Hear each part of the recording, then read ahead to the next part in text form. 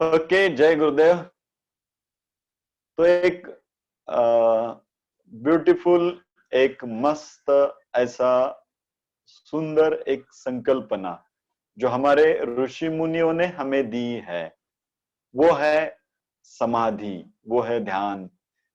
ध्यान धारणा समाधि, राइट। ये हमारे ऋषि मुनियों की हमारे लिए क्या है, देन है। उन्होंने हमारे लिए ये सब खोज के निकाला है, जो हमारे लिए रेडीमेड उपलब्ध है इस्तेमाल करने के लिए, राइट। इसी को थोड़ा समझते हैं, इसी को अलग अलग भाषा में, अलग अलग धर्म में, अलग अलग तरीके से सबने यही बताया है।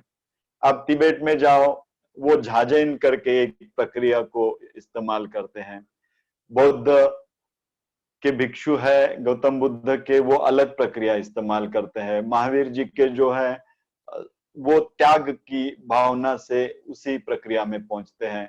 तो अलग अलग ढंग से, अलग अलग धर्म में सिर्फ एक ही बात आखिरी तक पहुंचती है।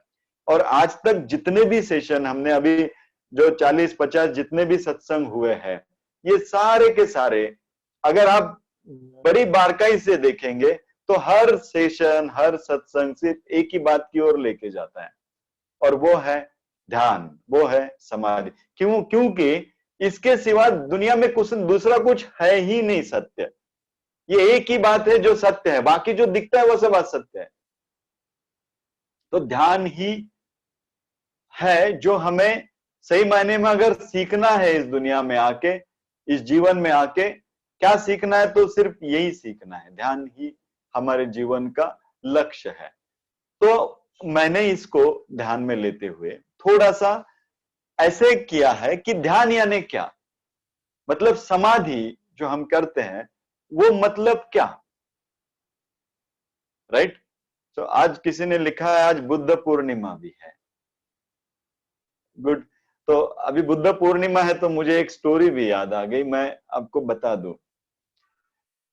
बुद्ध के बारे में एक कहानी ऐसे है कि बुद्ध ने जब राज महल सब छोड़ दिया और वो जंगल की ओर निकल पड़े, तो उन्होंने हर चीज को, हर गुरुओं को, जो जो भी मिल जाए उसे गुरु बना लेते थे। वो जो भी बता दे वो सारा का सारा करते थे, फॉलो करते थे, उतर जाते थे उसमें पूरा। वो गुरु के पास थोड़ा भी ऐसा नहीं रहता था कि ये बताना बाकी रह गया, या फिर कुछ भी चांस नहीं छोड़ते थे। नहीं तो जैसे देखो, गुरु ने कुछ कह दिया कि ये ऐसा ऐसा करो और आप पूरा करते नहीं हो ना, तो गुरु को चांस क्या रहता है, आपने किया नहीं इसलिए हुआ नहीं, ये चांस रहता है ना। लेकिन बुद्ध ऐसे थे कि वो जो भी गुरु के पास पहुंच जाते थे, वो जो भी बता देते थे वो पूरा का पूरा रखते थे, रत्ती भर भी नहीं छोड़ते थे।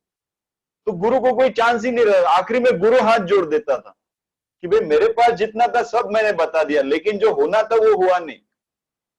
और ये बुद्ध भी बोलते थे जो हुआ होना है वो नहीं हुआ, जो मैं चाहता हूं अंदर से या फिर जो भी अनुभव करना चाहता हूं वो नहीं हो रहा है।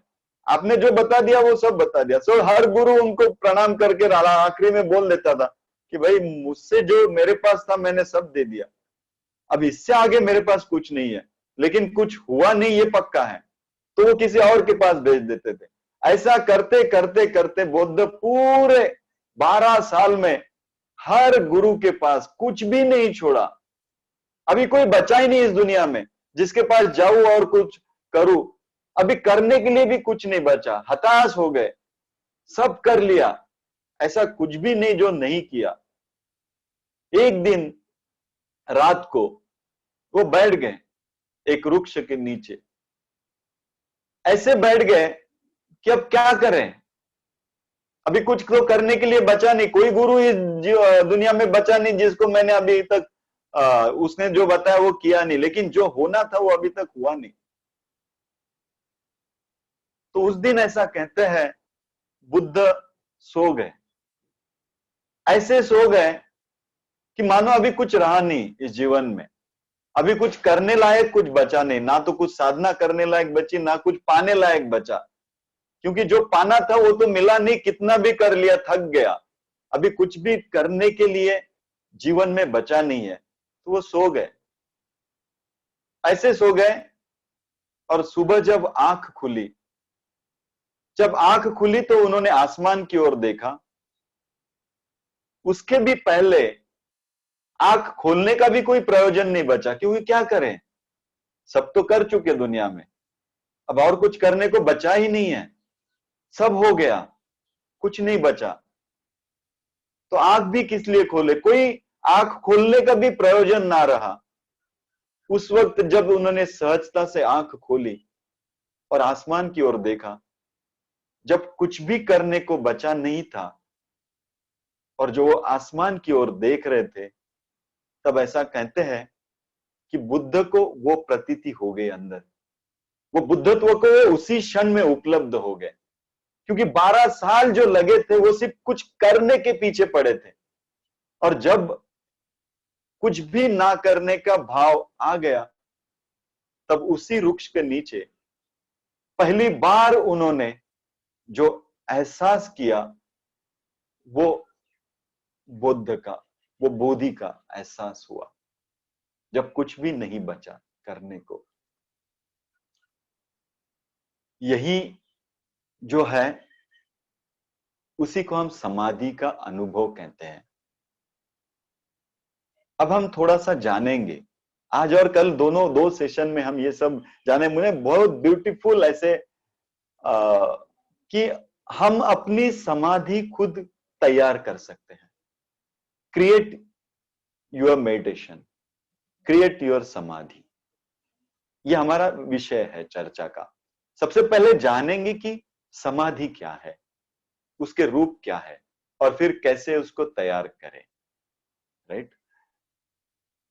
तो सबसे पहले समाधि जानते हैं कि ऐसी स्थिति जहां पे मैं कुछ भी ना करने के एहसास में आ जाऊं।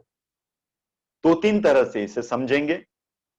एक तो ऐसा अनुभव अंदर कि जहां मैं कुछ ना कर रहा हूं, मतलब मेरे कर्ता का कोई भाव नहीं बचा, कुछ करने का कोई प्रयोजन नहीं बचा, कुछ करने का, कुछ पाने का भी कुछ प्रयोजन ना बचा, और ना कुछ करने का बचा। ऐसा भाव में, ऐसी अवस्था में हम जहां जाते हैं उसे हम समाधि कहते हैं। दूसरे ओर से समझेंगे तो जो जैसा है उसके साथ वैसे ही रहे, ना कुछ अपनी ओर से उसे बदलने की कोई चेष्टा है, ना अपनी ओर से कुछ उसमें संवारने की चेष्टा है। तो जो जैसा है वैसा ही उसके साथ है। ये समाधि का अनुभव, ये एक स्थिति, इस तरह से जानेंगे।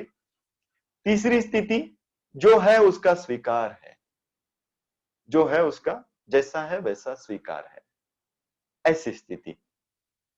चौथे इसमें मैं ऐसे कहूंगा कि ऐसा जो भी कार्य जो मुझे इन स्थितियों में लेके जाता है, वो कार्य, वो कुछ भी हो सकता है। ऐसा जो भी कार्य मुझे इन स्थितियों में लेके जाता है, उसे मैं समाधि कहूंगा। तो अलग अलग प्रकार हमारे ऋषि मुनियों ने कहे हैं। तो सबसे पहला है जो समाधि का भी अनुभव देता है, लेकिन थोड़ा सा सेंटर से थोड़ा सा लंबा है, दूर है। वो कहते हैं उसे हम कर्म योग। मतलब कुछ कर्म करते करते करते करते अपने आप को ऐसे खो जाए कि वो कर्म का कोई एहसास ना बचे, कुछ करने की चेष्टा ना बचे, और हम उस कर्म में पूरी तरह से अपने आप को खो दें, तो उसे हम कर्मयोगी कहते हैं। वो कर्म की एक प्रक्रिया है जिससे हम समाधि में पहुंच सकते हैं। दूसरी एक प्रक्रिया है जिसे विचारों की प्रक्रिया कहते हैं, जिसे ज्ञान का मार्ग कहते हैं। जैसे विचार करेंगे, ज्ञान लेंगे, ज्ञान को अप्लाई करेंगे, और उस ज्ञान को अप्लाई करते करते करते करते, उससे जानते जानते जानते जानते फिर एक स्थिति आ जाएगी कि अब कुछ जानने के लिए बचा नहीं है। अब कुछ जानने के लिए बचा नहीं तो क्या करना है, तो कुछ भी बचा नहीं। ऐसी स्थिति में वो ज्ञान मार्ग कहते हैं, राइट। वो ज्ञान मार्ग से चले जाते हैं। फिर एक होता है भक्ति मार्ग, मतलब जैसे तुकाराम महाराज है, उन्होंने विट्ठल को देख लिया और विट्ठल के प्यार में पड़ गए। तो जहां वहां उनको विट्ठल दिखता है, विट्ठल दिखता है, तो उसके प्रेम में पड़ गए, और इतने प्रेम में पड़ गए, इतने प्रेम में पड़ गए कि वो कुछ करने का प्रयोजन ना बचा, अपने आप को भूल गए, कर्ता को भूल गए, कुछ भी ना बचा, बस वैसे ही उसी प्रेम को करते रहे। तो इसे कहते हैं भक्ति मार्ग, राइट। अब आपको अगर प्रेम करने में भाता है, देखो कोई लोग ऐसे होते हैं जो दूसरों की सेवा करने में, कि ये खा लो, वो खा लो, ये करो, वो करो, तो प्यार करना उनको बहुत अच्छा लगता है, तो वो अपने आप को प्यार करने में खो देते हैं, सेवा करने में खो देते हैं, राइट, पूजा करने में खो देते हैं। जैसे मंदिर बनाया है घर पे, कृष्ण की मूर्ति रखी है, विट्ठल की मूर्ति रखी है, और कोई मूर्ति रखी है, वो मूर्ति में पूजा करने में, वो पूजा मतलब वो मूर्ति के प्यार में अपने आप को खो देते हैं, कि वो मूर्ति को सजा रहे हैं, मानो जैसे किसी को प्यार कर रहे हैं, ऐसे इसमें। तो वो एक भक्ति का मार्ग है, वहां से भी आप समाधि को उपलब्ध हो जाते हैं, क्योंकि वहां से भी तो आप अपने आप को खो देते हो ना, धीरे धीरे धीरे धीरे वो उसके उस मूर्ति के प्यार में अपने आप को खो देते हो। कुछ लोगों को समाधि मतलब मेडिटेशन, जिसे हम ध्यान कहते हैं, वो ध्यान का मार्ग ठीक लगता है, जहां विचारों को खो देते हैं, जो विचारों को खो देते हैं, खो देते हैं, खो देते हैं, तो वो मार्ग अच्छा लगता है, ध्यान का मार्ग। कोई कर्म योगी होते हैं, जैसे ज्ञानेश्वर महाराज है, ये ध्यान का मार्ग है, वो विचार करते करते करते उस विचारों में खो दिए, खो दिए, खो दिए, अब कुछ बचा ही नहीं विचार करने लायक, सब जान गए, अब जानने लायक कुछ बचा नहीं, ऐसी स्थिति। तुकाराम महाराज हैं, जो भक्ति की स्थिति है, जो भक्ति में इतना लीन हो गए कि अपने आप को भूल गए, कुछ करने लायक बचा नहीं, बस वही है, सब कर रहा है, मैं कौन करने वाला, इस स्थिति में पहुंच गए। कुछ कर्मयोगी होते हैं, जो इतना कर्म में अपने आप को डाल देते हैं, कर्म कर्म कर्म। जैसे प्रकाश बाबा आमटे जी हैं, वो कभी समाधि को नहीं बैठेंगे, वो कभी ध्यान को नहीं बैठे हैं, लेकिन वो अपने कर्म में इतना लीन हो गए कि वो उस कर्म में अपने आप को ही भूल गए, और वो कर्म ही उनके लिए क्या बन गया, ध्यान बन गया, उनके लिए समाधि बन गया। तो ये हमारे लिए अलग अलग प्रकार से, अलग अलग तरीके से क्या है, समाधि का अनुभव है। आपको कौन सा अच्छा लगता है, आपको कौन सा भाता है, आपको क्या ठीक लगता है, वो आपने पकड़ना है। ये पूरे सत्संग में मैं अलग अलग तरीके से आपको अलग अलग जगह से, कभी प्रेम की बात करता हूं, कभी ज्ञान की बात करता हूं, कभी भक्ति की बात करता हूं, कभी हम कर्म की बात करते हैं। तो अलग अलग तरीके से हम अलग अलग ये प्रक्रियाओं को जानते हैं। हमारे जीवन में आपको खोजना होगा कि आपको क्या भाता है, आपको क्या अच्छा लगता है। अगर आपको प्रेम की भाषा अच्छी लगती है, तो ज्ञान की बातें करके कोई फायदा नहीं है। समझ में आ रहा है? तो अगर आपको प्रेम की भाषा अच्छी लगती है, तो आप प्रेम को अपना साधन बना लीजिए, और प्रेम को साधते साधते साधते आप उस समाधि को उपलब्ध हो जाइए। आपको ज्ञान ठीक लगता है, तो ज्ञान लेते जाइए, ज्ञान के इसमें अपने आप को खो लीजिए, और खोते खोते खोते कुछ बचा नहीं अब ज्ञान लेने के लिए, या फिर कुछ अब विचार करने के लिए बचा नहीं, उस प्रक्रिया में अपने आप को खो दीजिए। वो आपके लिए समाधि का मार्ग हो सकता है। तो आपको क्या भाता है, वो आपने तैयार करना। देखिए, औषध एक ही है, इस जीवन की दवाई एक ही है। अब कोई बोलेगा, कोई डॉक्टर के पास गया, डॉक्टर ने दवाई दे दी, और डॉक्टर बोला इसको शहद के साथ आप ले लेना। तो आपने कहा डॉक्टर को, डॉक्टर शहद तो मैं कभी पीता नहीं हूं, और हमारे इसमें शहद नहीं पीते हैं कभी, शहद हमारे लिए वर्ज्य है। तो डॉक्टर ने कहा ठीक है, एक काम कर दो, दूध के साथ दवाई पी ले। तो आपने कहा नहीं, मैं दूध तो पीता ही नहीं हूं कभी, मैं कभी आज तक दूध नहीं पिया, तो दूध मैं वर्ज्य है, मैं दूध नहीं पीता हूं। तो डॉक्टर ने कहा ठीक है, पानी के साथ पी ले। तो आपने कहा नहीं, पानी के साथ मैं नहीं पी सकता, मैं सुबह सुबह पानी नहीं पीता हूं। तो डॉक्टर ने कहा एक काम कर, ये डायरेक्ट दवाई ले और गटक ले, राइट। तो दवाई लेने से मतलब है, आप कैसे ले रहे हो ये ज्यादा महत्वपूर्ण नहीं है। समाधि में जाने से मतलब है, आप कैसे जा रहे हो ये बहुत इंपॉर्टेंट नहीं है। अपना मार्ग आप खुद चुन लीजिए कि आपको क्या भाता है, आपको क्या ठीक लगता है। ऐसा कौन सा कार्य आपके जीवन में है जो आपको अपने आप को खो देने में सहायता करता है, उसे ढूंढना होगा आपको। जैसे मेरे बारे में मैं अगर कहूं ना, तो मैं एसएसवाई क्लास लेने के लिए बैठ जाता हूं ना, तो मैं अपने आप को खो देता हूं। और वो एसएसवाई क्लास लेना, ये मेरे लिए मेरा समाधि का मार्ग बन जाता है। मैं अपने आप को खो लेता हूं, मेरे कर्ता भाव को खो जाता हूं। पता नहीं वहां बैठ जाता हूं तो ऐसा क्या हो जाता है, मैं अपने आप को पूरा खो लेता हूं। और जब क्लास खत्म हो जाता है ना, तो बहुत आनंद महसूस करता हूं, बहुत ऊर्जा महसूस करता हूं। मेरे लिए वो मेरा समाधि का एक मार्ग है, एक कार्य है जिसको मैं अपने आप को खो देने में सहायक बन जाता है। आप अपने लिए ढूंढिए, और ये कैसे ढूंढना ये मैं कल आपको बताऊंगा। अलग अलग तरीके हैं कैसे ढूंढे, कैसे तैयार करें अपने लिए अपनी समाधि, कैसे तैयार किए करें अपने लिए अपने समाधि का साधन। बहुत साधन है, चारों ओर साधन ही साधन है। आप कुछ भी पकड़े, किसी को भी पकड़े, पहुंचना वहीं पे है। रास्ते हजार है, मंजिल एक ही है। सिर्फ आपके लिए कौन सा रास्ता मस्त है, ठीक है, वो आपको ढूंढना होगा। 1 या 2 महीना या 3 महीना लग सकते हैं रास्ते ढूंढने में। कल मैं उसके सीक्रेट आपको बताऊंगा कैसे रास्ते ढूंढेंगे।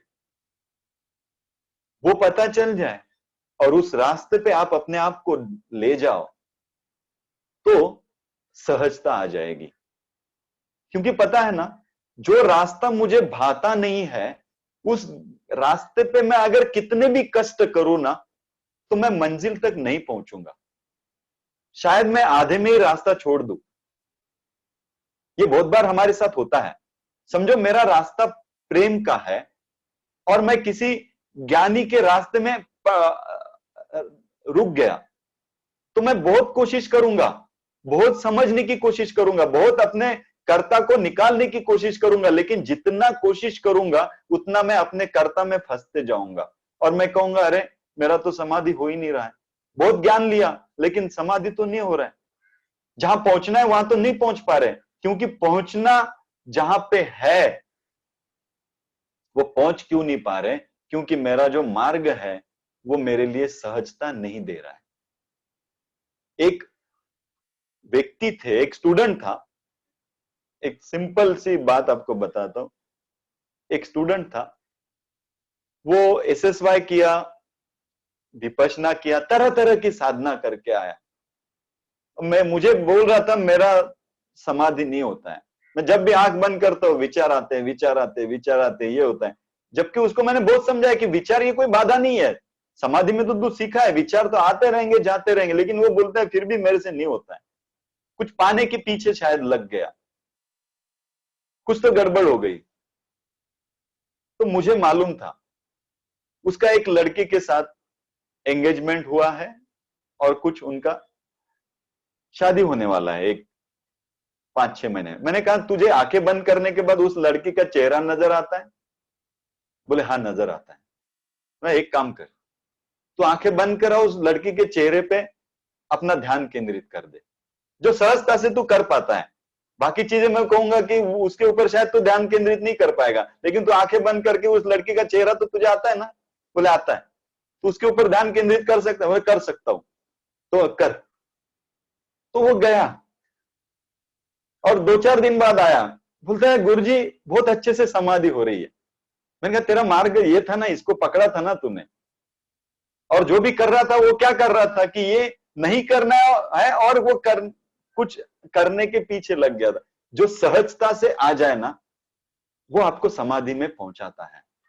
और ये सहजता कैसी ढूंढनी है, कौन सा मार्ग मेरे लिए ठीक है, ये आपको मैं कल के सेशन में बताऊंगा। कुछ 2-3 पॉइंट्स है, 2-3 सीक्रेट है, जो अगर समझ जाए तो हम पहुंच सकते हैं। अपना मार्ग कम से कम 3-4 महीने में अपना मार्ग तो चुन सकते हैं, और वो मार्ग एक बार चुन लिया, उसमें सहजता आ गई, तो समाधि हो गई, आप उपलब्ध हो गए, आप पहुंच गए। राइट, वो हम कल देखेंगे। आज के लिए यहीं पे रुकते हैं। आपने मुझे सुना, बहुत अच्छा लगा। मैं आपको बता दूं ना, ये जो